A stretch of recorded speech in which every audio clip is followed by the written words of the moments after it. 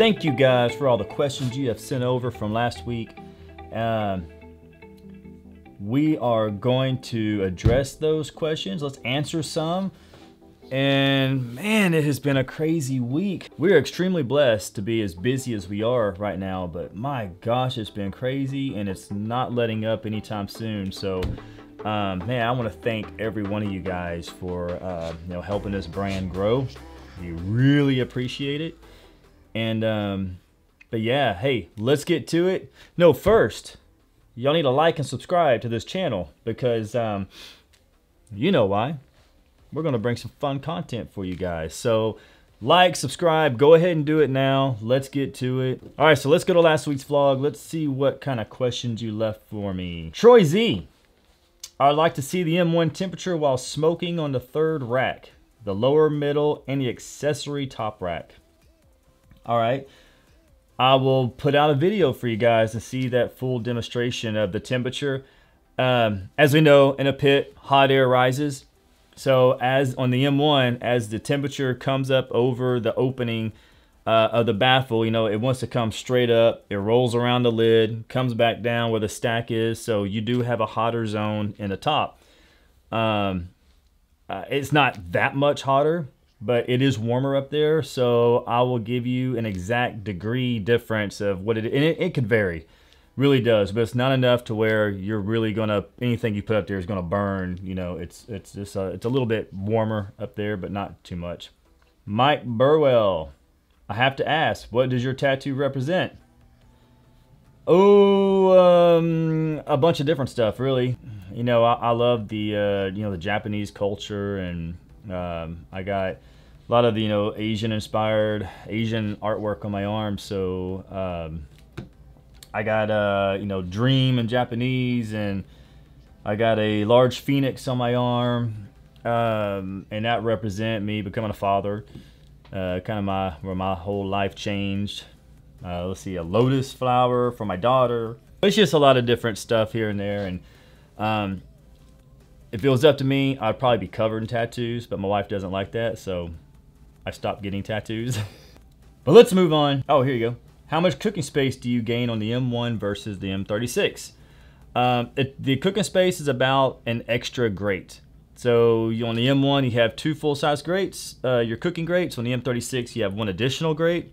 And on the bottom, the rack, your charcoal grate that raises up and down, on the bottom you have a full-size grate as the M1, and then you have the searing box that sits right next to it. So, and then you do on the M36, you have a full integrated top shelf extension, whereas on the M1, it's an accessory, and it's a little bit different because the M36 is like this 12 gauge stainless steel top shelf extension that you just you lift right off the frame.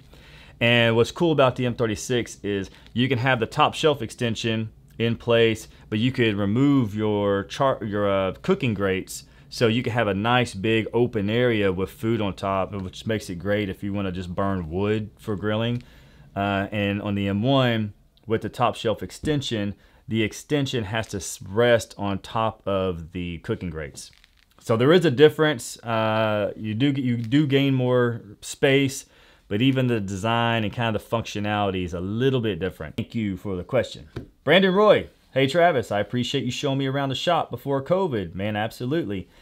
I'm about to pull the trigger on the M1. Can you please make a video on the M1 showing a stick burn versus a charcoal burn and how you would operate the firebox on each type of cook? I thought I did that, but maybe not. So absolutely, I'll make a video for you guys. And really the process is, it's completely different as far as airflow. I mean, it's all about the airflow. That's why some smokers are great as stick burners, but not very well for charcoal, or vice versa. Because when you burn charcoal, you just want a little bit of airflow to keep everything nice and really slow, so it burns really steady over a long period of time. With wood, you want a lot of airflow because you want a clean burning wood fire, and you don't want to smolder your wood. So it's kind of completely different, but I prefer the wood burning way, but there's a lot of times I do charcoal too, just because sometimes I don't feel like throwing a stick of wood on every hour. But you can do both on the M1 and the M36. So I'll do more of a detailed video to show that process. Aaron Copeland, could you tell us how the charcoal will be accessed on the B2?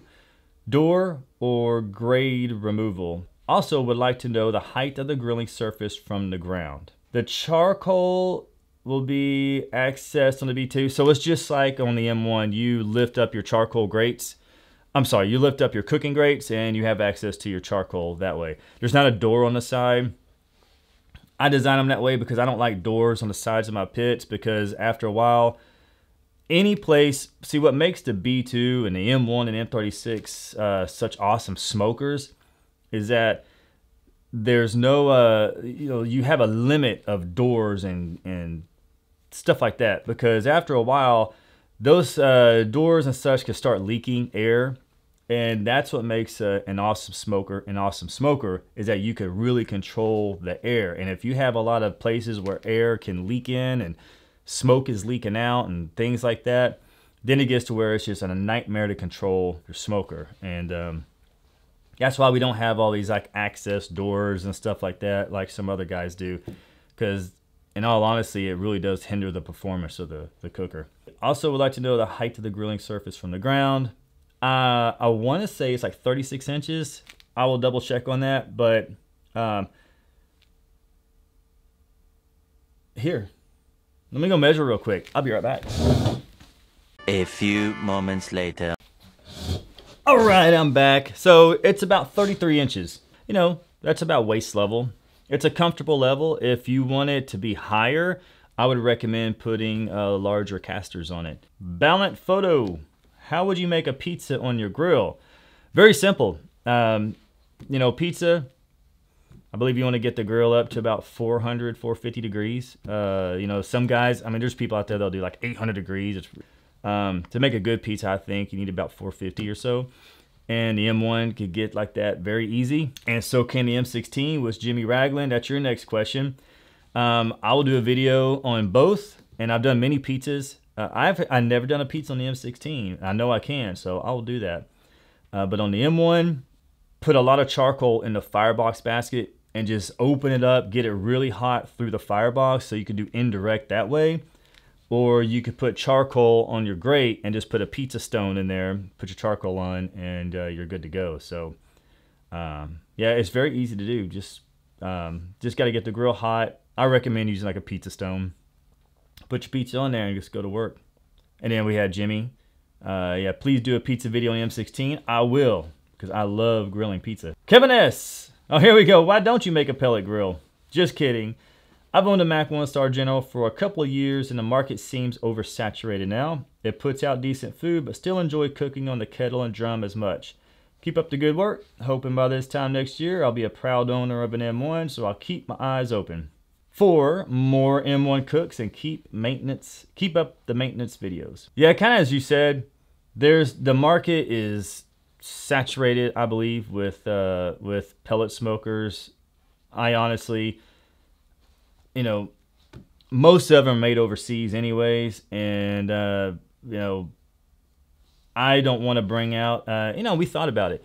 We thought about making the M1 with like a pellet hopper and all this kind of stuff, and we toyed around. We even like kind of built one and played with it. But I'm the traditionalist in me, you know. I'm more about the like really producing the best flavor of barbecue, and I think personally, I still can't get that with a pellet grill. And overall, I just don't like. I just don't trust the. You know, you have heat, you get a lot of moving parts. It's more stuff to fail and break, and you look at pellet smokers, they have, you know, you're spending $1,000 or such or more or less, whatever, with a grill that has like a 5-year warranty. So you know darn well it's probably not going to last more than 5 years. You'll probably be lucky to get that. And I don't know. I'm just not a huge fan of pellet grills, to be honest with you. I know I'm one of those guys. They just don't do it for me. I love the process of creating barbecue, and to me a pellet grill takes a lot of that out. So yeah, not too much of a fan of a pellet grill, but I see the market for them. You know, it's great. And I also I love the market for pellet grills because it's actually got people who have never really made barbecue before to say like, hey, I can do this. I could get into it with a pellet smoker. And next thing you know, they're calling us up because they're like, hey, they found out they love creating barbecue at home, and now they kind of want to step up their game and get into like wood burning smoker, you know, wood burning or charcoal smoking. So it kind of feeds right into us. So, you know, I love the market for it. We just don't make a pellet grill. Abraham O, do you think you guys will take the concept of the successfully master-built Gravity 560 1050 and make your own Gravity grill smoker on your line? It would be interesting to see a higher quality built Gravity grill with that kind of temperature control instead of going with the pellet. No. And again, it goes back to, you know, why we don't make a pellet grill. Really, it's like, you know, I don't like a lot of moving parts in a grill. It's just stuff that, you know, it's kind of designed to fail, you know, and I don't like that. I don't want people to have to go out and maybe this thing's broke in the middle of the night and they're expecting to do an overnight cook, and they come out and they just spent, you know, $60 on a brisket that now is just nothing. And then we got to deal with the customer saying, oh my gosh, you know, it's my grill broke on me, and you know, and I don't want to do that. People don't realize there's only 5 of us here that are making M grills. We're a very small company, and you know, we got awesome fabricators, and I just, you know, we're not some large outfit. There's no way we could even start building and producing all the electronics and all that crap, and I'm not going to send anything like that overseas to get made. So nope, we're not going to make it. We're going to stick to what we know and what we love. That's it. Oh, and here's a funny one I had.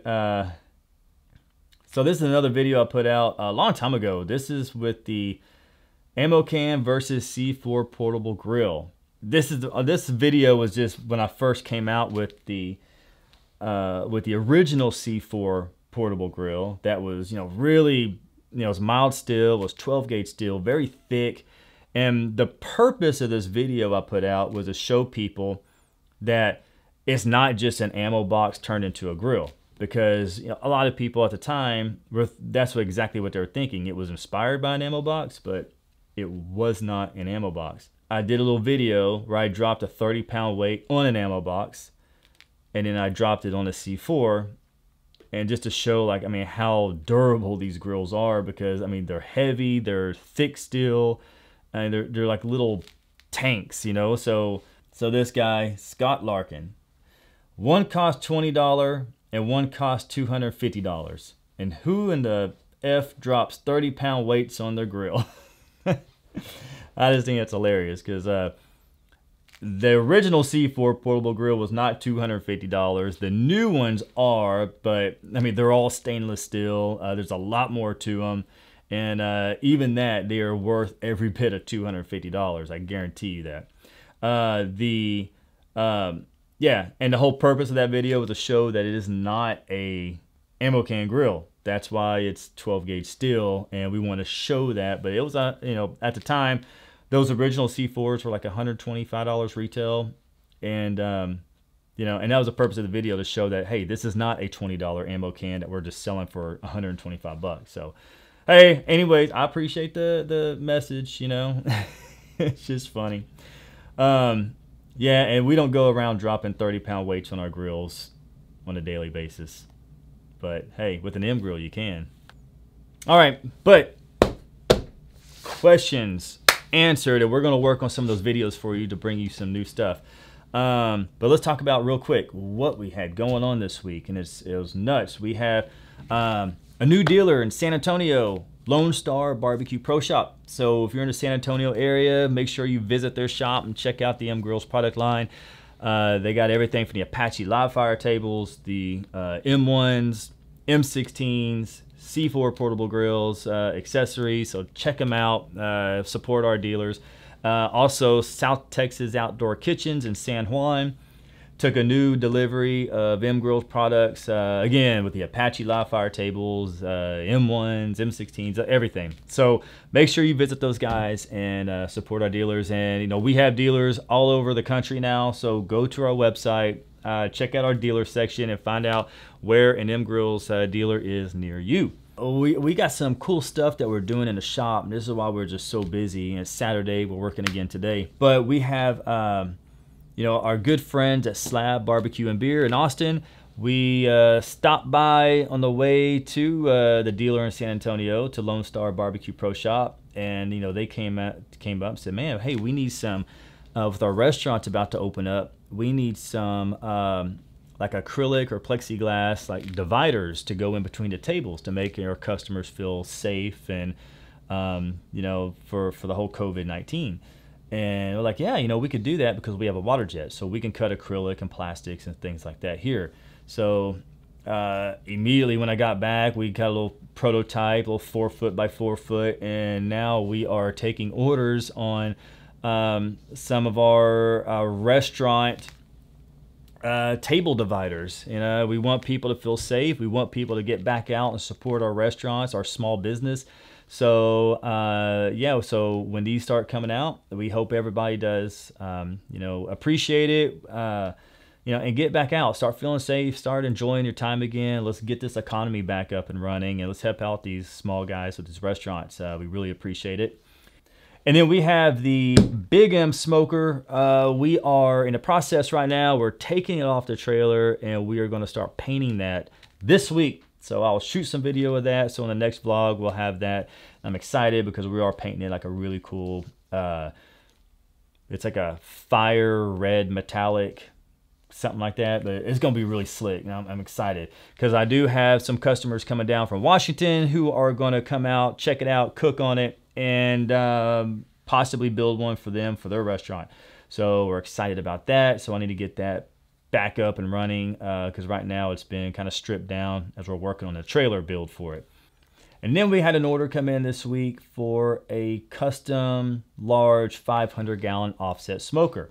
And as you know, you've seen our product line, we haven't made a 500-gallon offset smoker. We don't even make an offset smoker, but we do know how to make them. We just, you know, we have our own product line that's a bit unique from everything else in the market.